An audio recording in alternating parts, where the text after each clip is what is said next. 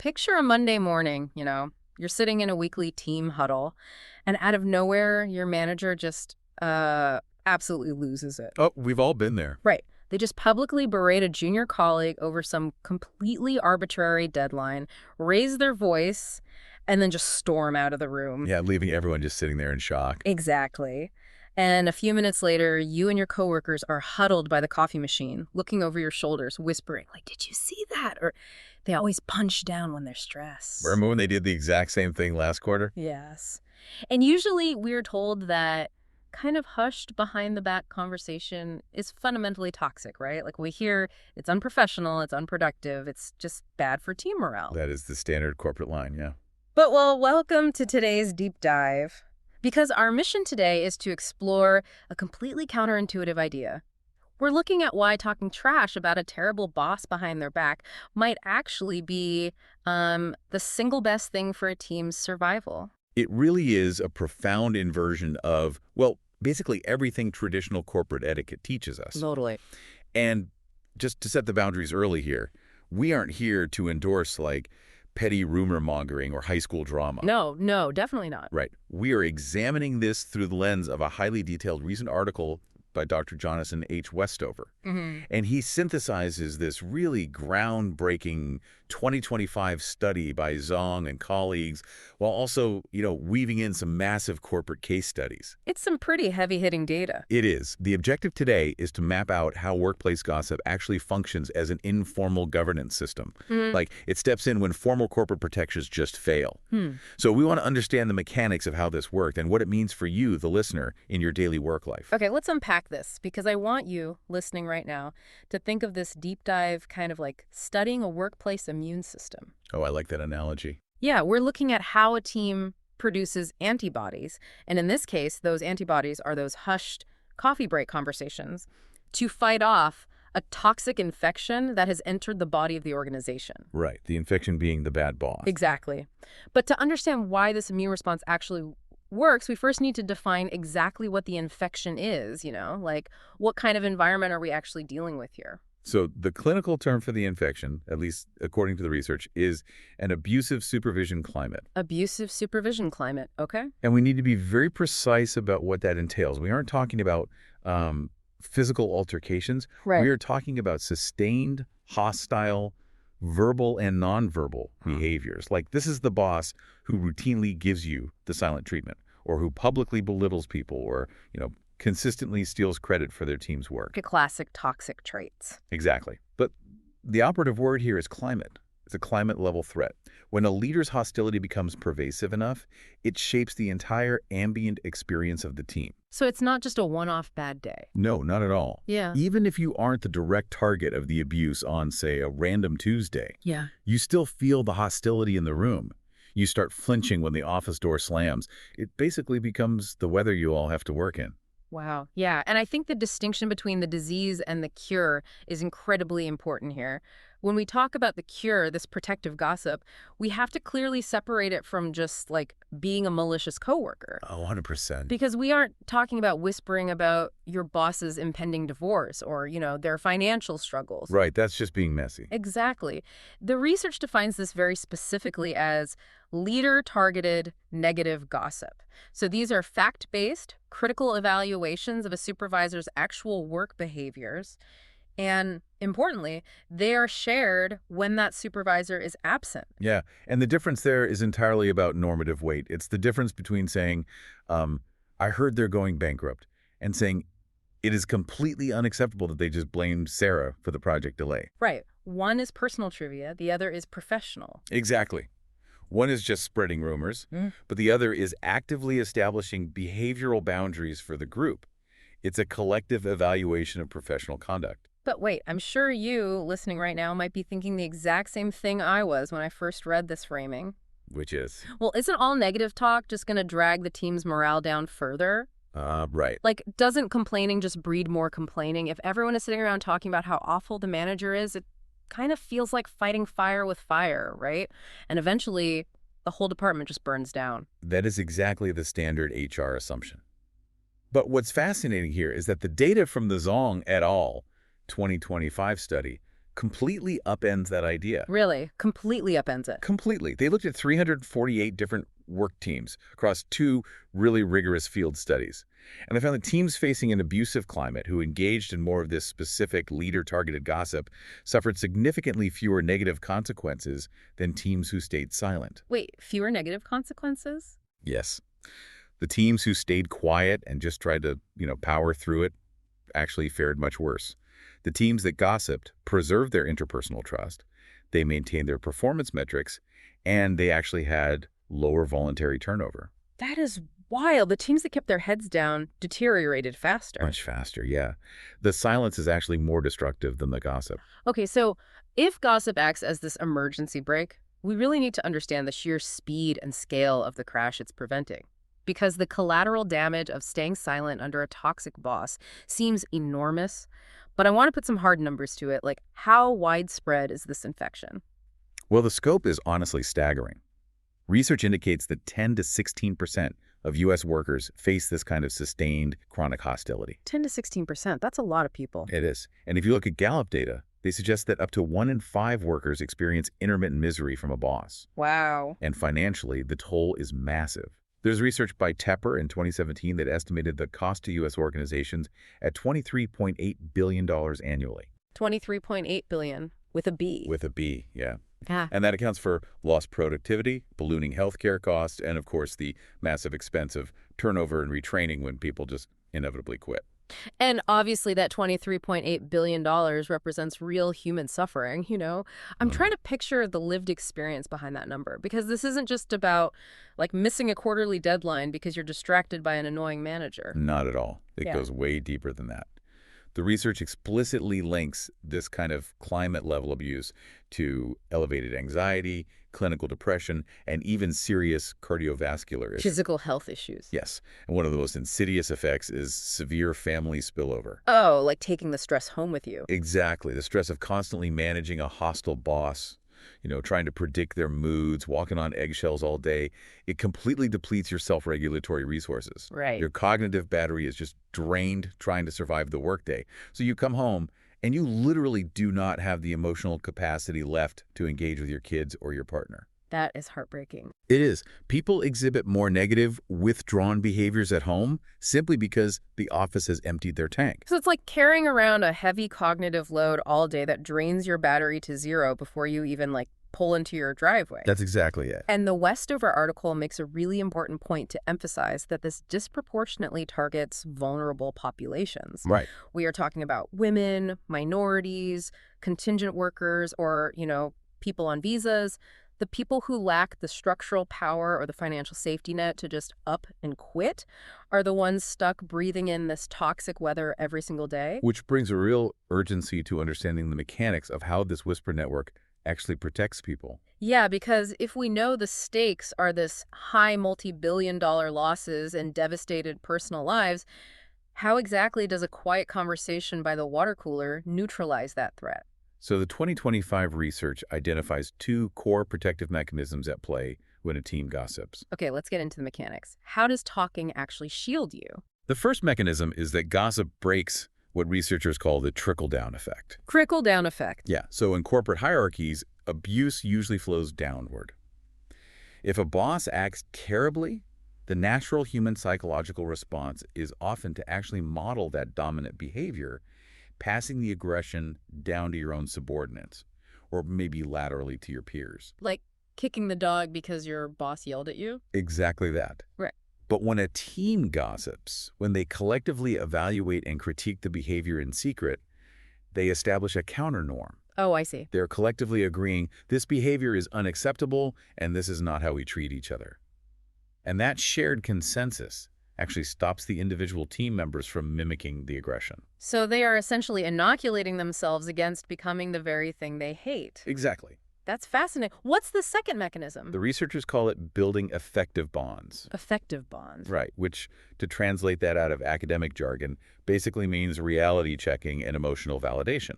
When you pull a coworker aside and discover they had the exact same horrified reaction to the boss's outburst that you did, it validates your perception of reality. It tells you, I'm not crazy for thinking that was awful. The boss is the problem, not me. Right, because gaslighting is such a huge part of toxic environments. Exactly. And that shared understanding through adversity preserves the baseline trust that's necessary for the team to just keep collaborating. Here's where it gets really interesting, especially when we look at how massive corporations are waking up to this reality.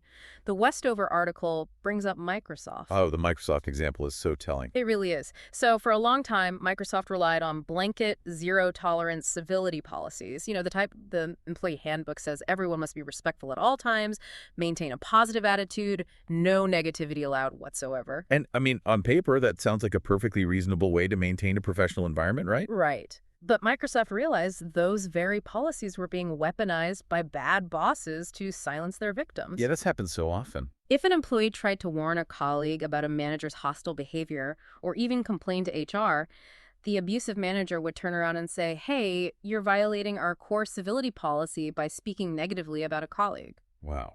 Just using the rule as a shield. Exactly. They use the rule against gossip as a shield for their own abuse.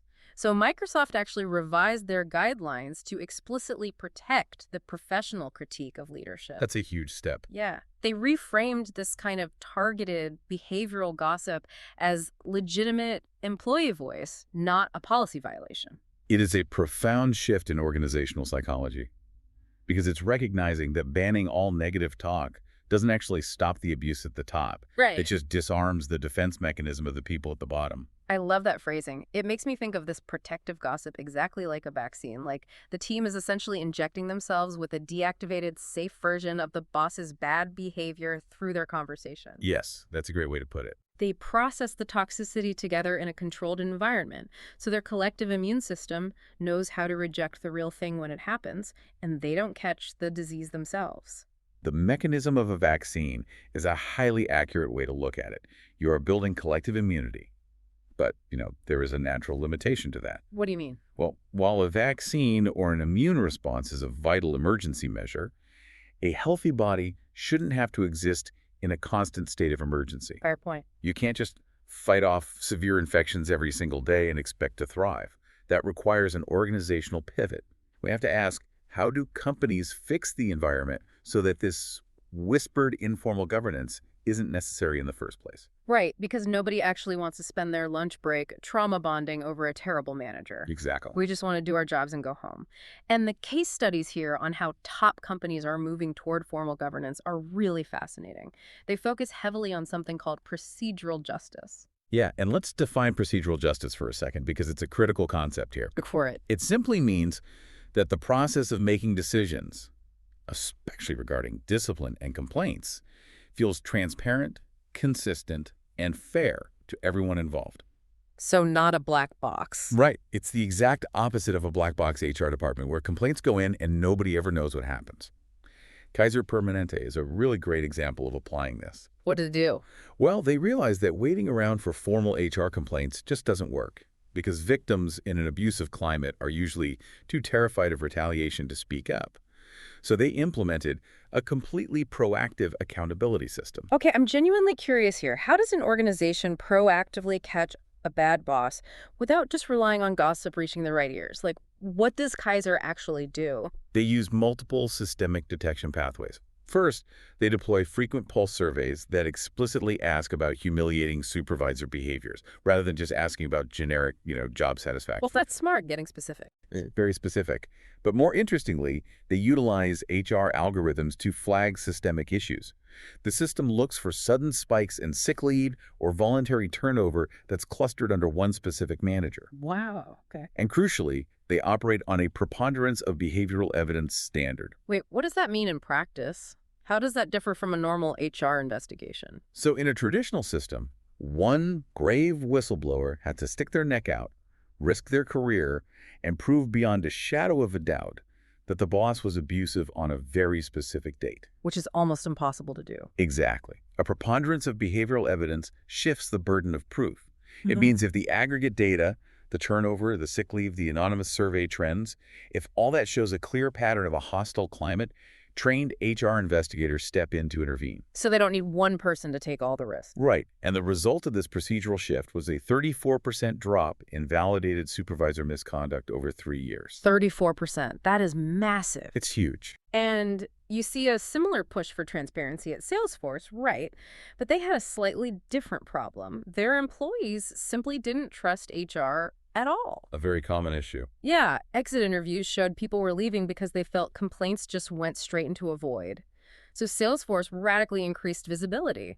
They started publishing public accountability reports to the whole company. Publicly. Like, to everyone. To everyone, literally showing the number of complaints received, the categories of misconduct, and the outcomes. Completely anonymized, of course. Wow. And if you personally file a complaint, you get a mandatory structured update every 2 weeks, even if the investigation is still ongoing. That level of communication is so rare, and the outcome of building that trust is fascinating. Because employees finally believed the system worked, reporting of issues actually jumped by 47%. So it wasn't that there was suddenly more abuse happening. No, not at all. It was that the shadow network finally felt safe enough to come into the light. Okay, I see the value in that, but I have to push back here on the Kaiser model a little bit. I'm putting myself in the shoes of you, the listener. If I'm working at a place like Cisco or Kaiser, and I know that corporate algorithms are actively tracking my team's sick leave, or monitoring our turnover, or analyzing our collaboration patterns, just to red flag my boss. I know where you're going with this. I mean, doesn't that feel incredibly invasive? How do you prevent this from becoming a dystopian surveillance state where HR is just watching our every move? It is a very valid concern, and it's honestly the exact friction point organizations struggle with. Because the line between institutional support and dystopian surveillance is incredibly thin. Right. The research emphasizes that effective early warning systems, like Cisco's Team Health Dashboard, for example, they only function if they adhere to strict ethical constraints. So first, the data must be aggregate and anonymized at the team level. Okay. They aren't tracking your individual calendar or when you log off for the day. They are looking for statistical anomalies across a whole department. But wait, if I'm on a team of like 5 people, aggregate data isn't really that anonymous. It's pretty easy to figure out who is taking the sick leave.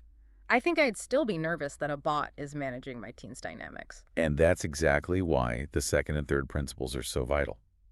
If we connect this to the bigger picture, the algorithms must be transparent, meaning employees are told exactly what metrics are being monitored. No secret tracking. No secret tracking. Yeah.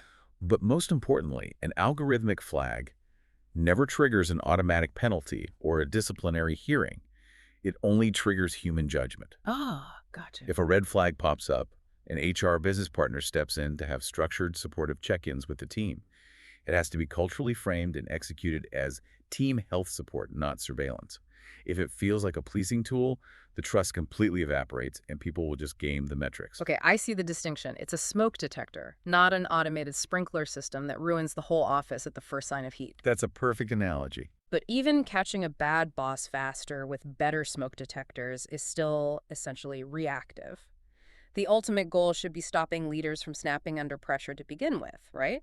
Or restructuring our team so one person doesn't hold all that destructive power. Absolutely. We need to look at rewriting the psychological contract of the workplace entirely. And doing that requires addressing the root causes of why leaders become abusive in the first place. Because the research points out that abusive supervisors aren't always like malicious cartoon villains who enjoy causing pain. Right, they aren't all sociopaths. Exactly. Very often they're just highly dysregulated humans who lack emotional management skills, and they end up displacing their extreme stress onto their subordinates. Which is exactly what General Electric targeted. They rolled out these stress resilience labs for their managers. They realized they needed to teach emotional regulation before the abuse even happens. That is so proactive. Yeah. The labs teach managers how to recognize their own physical stress signals, like noticing your heart rate spiking or your jaw clenching right before you send a hostile email. They teach them how to take deliberate micropauses. It sounds almost too basic, doesn't it? It does. But teaching high-level leaders how to literally recognize stress and just take a breath reduced hostility complaints by 29% over 18 months, and their overall performance ratings didn't drop at all. It proves you don't have to be a tyrant to get results. Exactly. And then you have companies that go beyond training the individual and completely flip the structural feedback model, like Patagonia. Oh, I love the Patagonia example. Yeah, they use what they call Leadership 360 conversations. But instead of an anonymous numerical HR survey that a boss can just, ignore, it's a facilitated peer processing session. A trained facilitator meets with the team without the leader present to gather behavioral observations. But wait, if I'm at Patagonia and I tell this facilitator that my boss yells at me in meetings, aren't I terrified the facilitator will just repeat that to my boss and I'll get retaliated against anyway? How does that actually keep me safe? The safety comes from the synthesis mechanism. Synthesis mechanism. Yeah, the facilitator doesn't just hand the boss a transcript of who said what. They synthesize the behavioral themes across the whole team. Then they guide a structured, mediated conversation between the team and the leader. Oh, I see. It takes the informal, whispered, protective mechanism of gossip and legitimizes it. It shifts the dynamic from secret commiseration in the break room to safe, direct, mediated dialogue. And this points toward the ultimate paradigm shift, the research advocates, moving from a blind hierarchy to reciprocal accountability. So what does reciprocal accountability look like in practice? Well, historically, the psychological contract of work was simple. Right. The boss is in charge, and you respect their authority regardless of how they act. Right, just do what you're told. Reciprocal accountability says, yes, the manager directs the workflow, but the employees have the legitimate institutionalized authority to evaluate the manager's behavior. Netflix is a prime example of this. Oh, their keeper test. Exactly. They have their famous keeper test, where managers ask themselves, would I fight to keep this employee? But Netflix applies that aggressively to behaviors, not just output metrics. And crucially, it applies upward to leaders, too. Upward to leaders. That's the key. If a leader is creating a toxic climate, they fail the keeper test no matter how good their quarterly revenue numbers are. Leadership becomes an earned privilege based on conduct, not a permanent dictatorship based on a title. I love that concept so much. And you can take it even further by structurally distributing the power horizontally so no single person can dictate the climate. The research looks at companies like Pixar and W.L. Gore. Right, their structures are fascinating. At Pixar, they rely on the brain trust for creative feedback and project direction, and it operates completely independently of job titles. The team's allegiance is to the project and to each other, not unically to whoever holds the title of director or boss. It fundamentally dilutes the power dynamic. Exactly. I think of it like a mesh Wi-Fi network. In a traditional company, the boss is the single central router. If that router goes down or gets corrupted, the whole office loses connection. Right. But in a horizontal structure like Pixar, it's a mesh network. Every node connects to every other node. If one person starts acting toxic, the system stays up and functioning because the power isn't concentrated. The team can collectively just reject the bad behavior without their careers being destroyed. So what does this all mean? The ultimate goal isn't just surviving a bad boss with clever gossip. It's fundamentally stripping away the structural concentration of power that allows them to be abusive in the first place.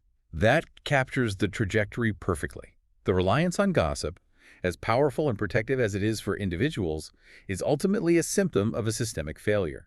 Symptom, yeah. It means the formal organizational systems have let the team down, forcing them to protect themselves in the shadows. The gold standard that organizations should be striving for is a workplace where formal accountability is so robust, so transparent, and so deeply trusted that the whisper network naturally goes silent. Because they don't need it. Exactly.